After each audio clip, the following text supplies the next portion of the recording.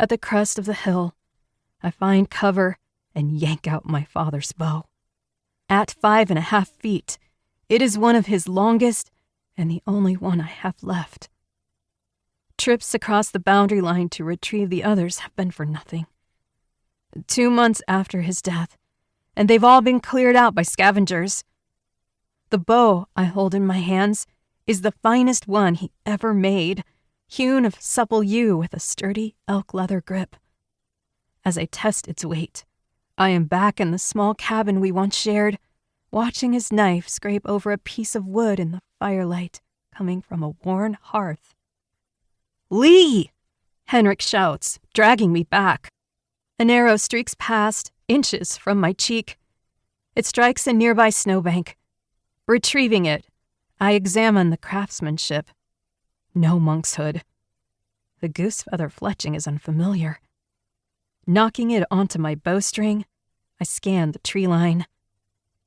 Silver, snow-flocked evergreens, their boughs sagging under the weight of months of ice, stare out at me from across the frozen river, any one of them providing the perfect hiding spot. The winter sun is a distant memory. The sky a stormy bruise, silhouetted by the shadowed pines. This far north, we soak up a scant 6 hours of daylight in January, cutting short most tasks that require venturing out into the woods. We are being hunted, and the only advantage we have over our pursuers is the heightened ability to see in the dark.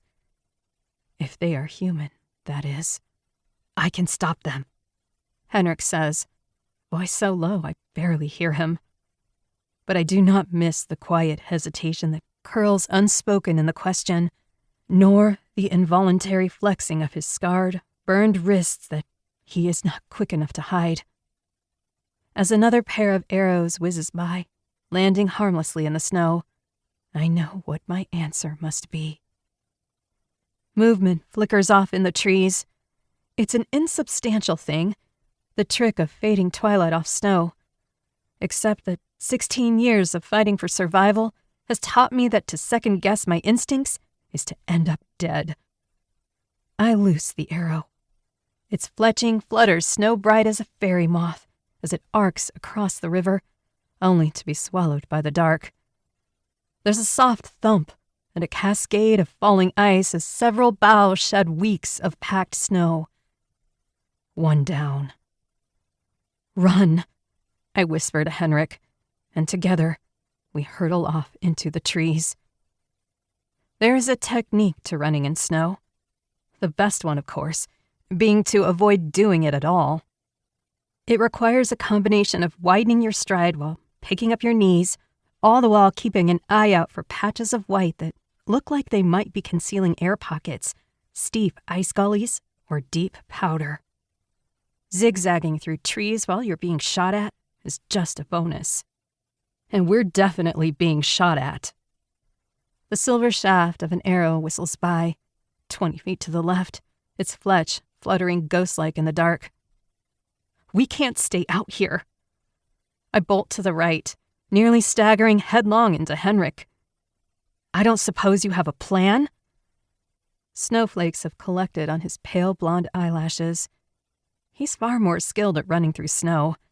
Even with the extra weight of my pack, which he's commandeered, he practically dances on his toes, nimble as an elk. "There," I pant, nodding to a dense cluster of towering pines, their lowest branches so weighted down by snow that they scrape the forest floor. "We'll be safer in the trees." Once Henrik and I have found cover, I draw an arrow and scan the silent forest. The snow is coming down harder now, handfuls of fat, tumbling flakes, making it all but impossible to locate a target. But our pursuers are close.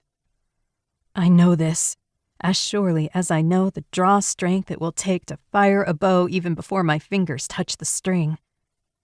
The first lesson you learn in hunting is how to hold very, very still, to stay up in a blind even after your fingers and toes have gone numb, and ignore that nagging voice telling you to move on.